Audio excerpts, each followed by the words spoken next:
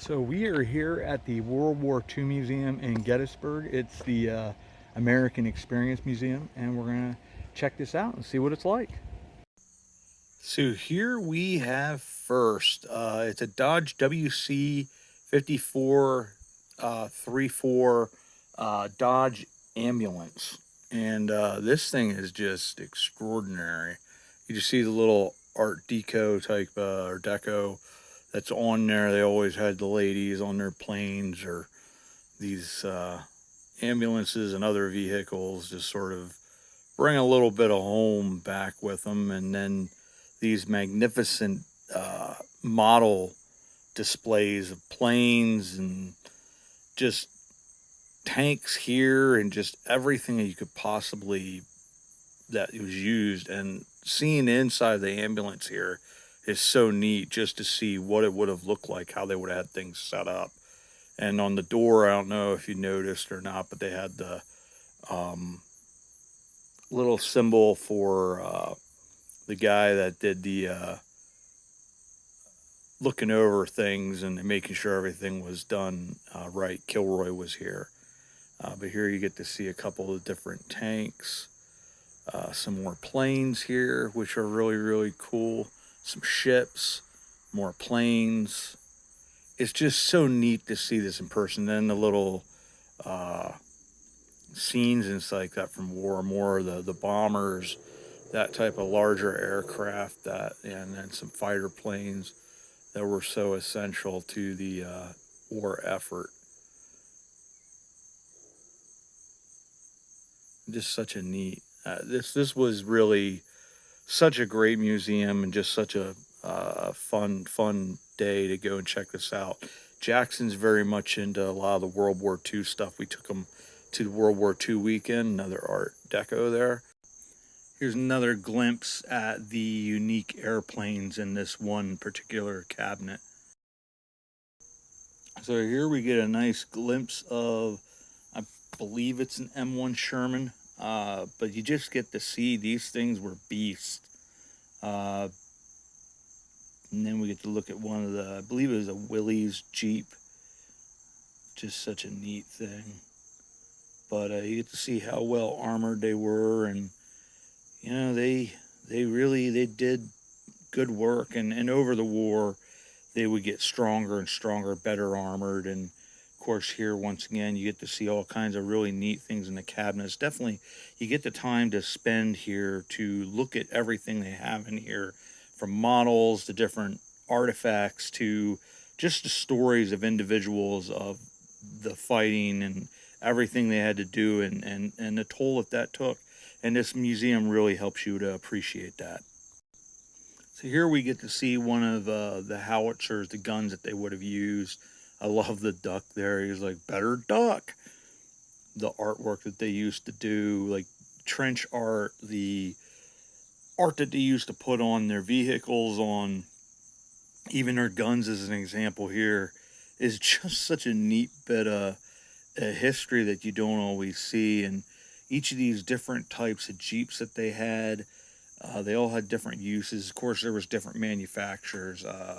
Motorcycles, for instance, you had Harley and Indian both produced motorcycles for the army, so you'd have different unique looks, and everybody sort of had their preference. But once again, these cabinets full of these models, they're just amazing, and you get to see really the plethora of different types of military vehicles. And these are from, the German army, Russian army, United States, England, and so on. And you just got to see everything that was actually used at this time. Just really cool bit of history. And of course, the radios. We used to have a radio like that, the big one. My dad collected stuff like that. It's just such an iconic look. And it's just so neat in this museum to be able to see all these different things that really are a great makeup of our history. So here you get to see that's one of those ID tags for like their dog tags. It's like a typewriter, but they made the dog tags. It's just really neat to see that there.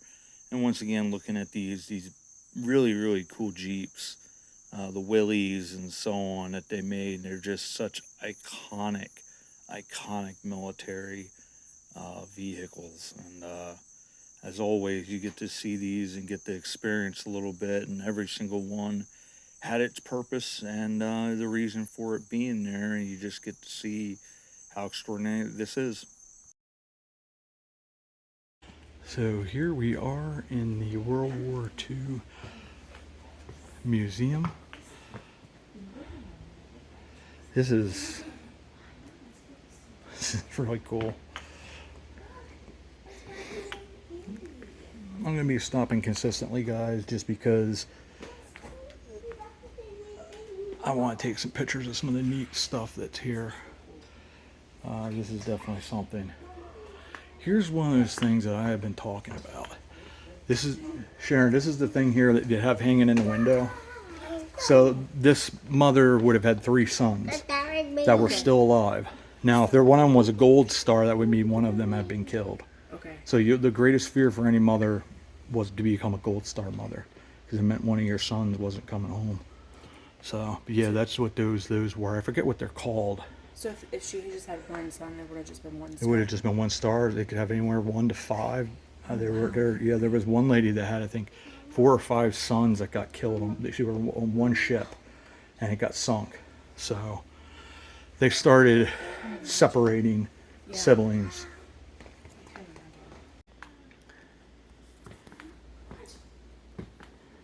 Yeah, it says, please do not touch.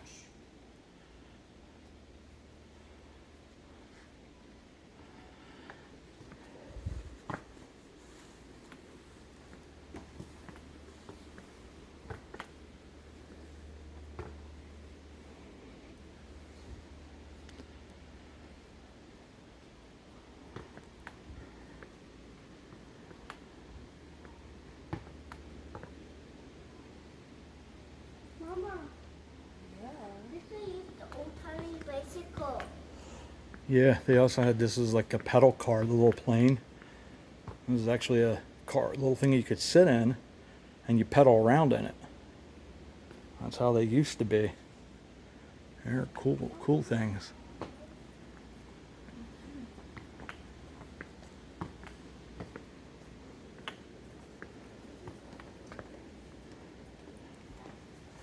And these would have been all the things that they would have been scrap collecting, tires, any kind of metal whatsoever. They really came together. It's something that it's hard to imagine.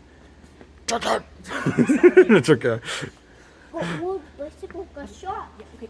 So, Jackson, this is what they used to do. They used to grab all of the scrap metal. So you know how sometimes we look for metal on the farm? Do you remember? They actually had like these air raid wardens, and then one of the most famous thing was Kilroy was here. And use it for parts. Don't. It's okay.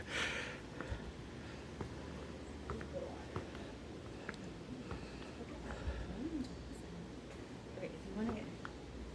There you go. You get to see all the uniforms for the women's military, the WAC.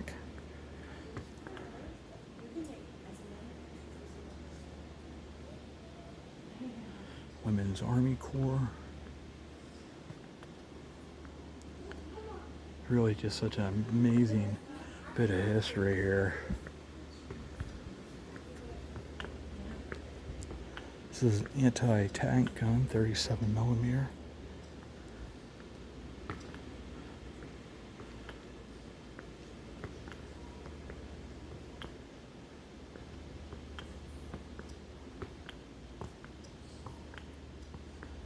Oh, this is one of these cool things. It's Jeep in a crate. This is actually how they came over, and then they would take them, put them together in a pretty short period of time, and they'd be ready to go. Box 1 of 7. What a neat thing. So here we have the Dodge VC5 civilian military truck. Like I said in the short, it's definitely simple but elegant. Just one of these cool trucks that was so important to perform all kinds of different tasks. We'll go over those guys later. Here's some stuff from the Air Corps.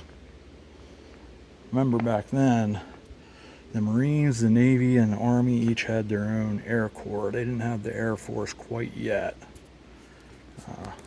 I do the series Myerstown in a Time of War. Daniel Fisher was in the Army Air Corps as a gunner on a B-17. Here's some of these amazing, iconic flight jackets, bomber jackets.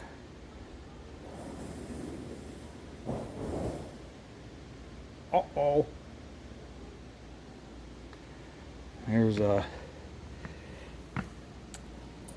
bomb sight they used in those bombers to make sure they were hitting their targets. The Follow Me Jeep. And this is in the airfields. This is an airfield Jeep. That's why they were so colored, so it was easier for them to find them. Makes sense. You have to sort of see here all the different uniforms of the different countries. This is very, very cool.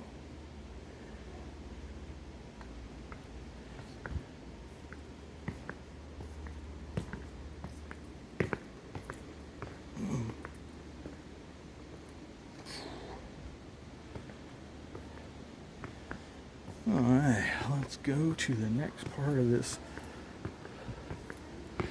A lot of really, really cool things here. So this is the cargo carrier, the M29 Weasel.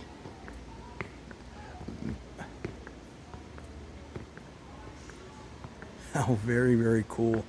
Has like a tank track on it, and bring all your cargo with you. Here's a traditional Jeep. How cool is that?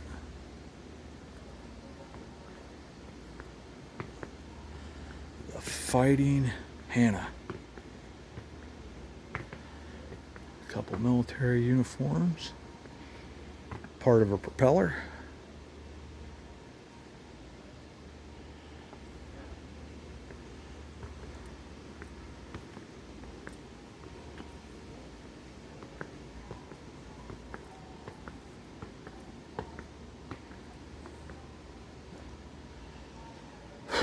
Here's American Red Cross. Say it's the Clubmobile. Not sure if this would have been an ambulance, as they like to call them. Well, these were a lot of the things we're going to see here are workhorses of the Army. You get to see all the different types of things that they would have, what they'd be used for. Here's one that they took around to get the soldiers Hershey bars and drinks and all kinds of different things that you wouldn't have ordinarily, and it brought back a little bit of home.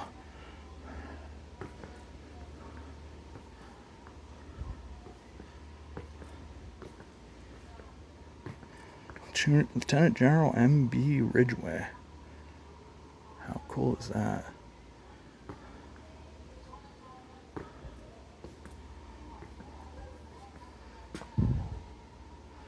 Just how beautiful and classy these uniforms were as well. Still have my dad's World War II Marine uniform. It was the more plain dress, but nonetheless, so very, very cool. St. Mary Glees, Carenton. These were towns, I believe, that the 101st Airborne would have to take when they went behind the lines, and how rough that was for those guys because they were always surrounded. This is the Dodge WC-52 3/4 ton truck.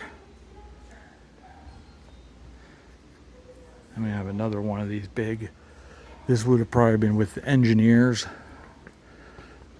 because of what's on the back there is like a crane. So this would have been something very, very important for them to Nazi losses, some of these old papers. France invaded. Impressive bits of history right here. What a neat museum. I really am impressed by this. This is be used like there's an engine for one of their big tanks. So it was a recovery vehicle. There's 1943 Indian. They also had Harley Davidson. I believe this is, I'm not sure if that's a Harley or not, but they both sort of really competed starting in World War I to provide motorcycles to the troops.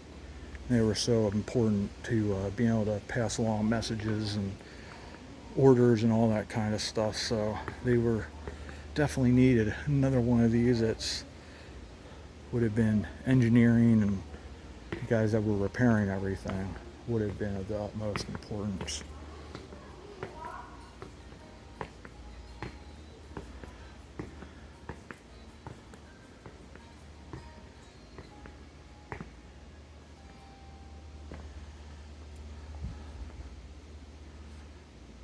Here's one of our first tanks.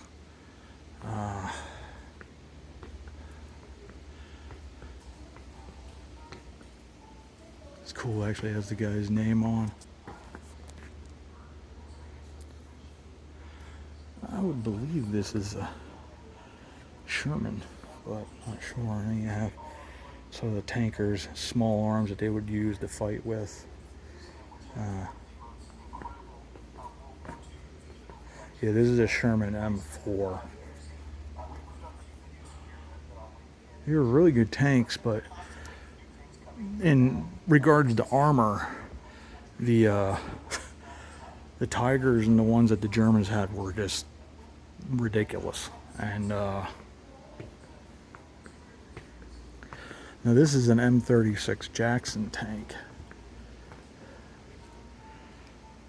I think it's stunning. This is a big boy here.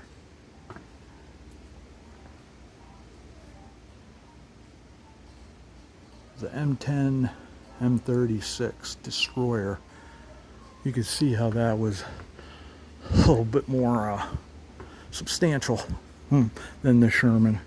And then you sort of have your workhorse vehicles that would take everything around, your cargo, your soldiers. This would have been more, this is a half track. So you see the back there is actually like tank track. Very, very cool. And these things would drag around guns and things like that, artillery pieces. It's all something that was really, really important that they had. That's a big, big gun. This is an M2 howitzer. This guy here is the M1 8-inch 203 millimeter howitzer. If you had a shell like that coming at you, you weren't a happy person. You were definitely unhappy and worried. Here you have actually some of the German, their VW trucks, the car that they would have had.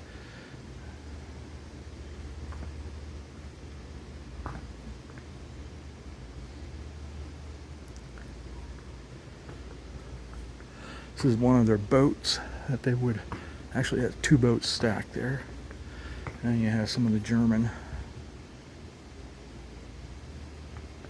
things that they use, their guns, their helmets, pistols, even they're one of their grenades, they call them potato mashers.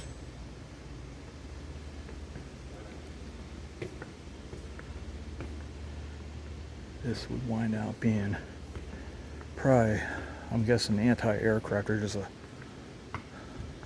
50 caliber machine gun quad mount. So I was wrong with that, but that would still be something that you would not want to be facing or charging against. Another one, amazing trucks.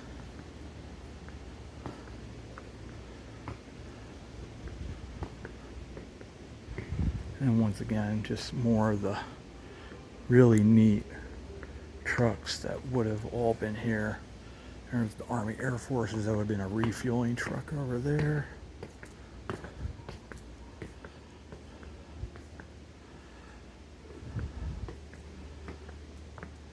Really get to see all the cool things. And then a wax figure of Harry Sherman.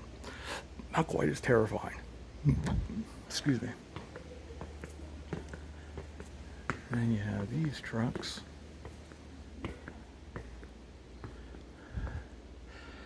This is, I believe, a Japanese truck. Here, yep, the Japanese Jeep. And these bad boys. Very, very cool. So, I want to say thank you guys for coming along, and another journey here through the World War II Museum. Getting to check out all kinds of cool things together. And as always, we'll see you all about town.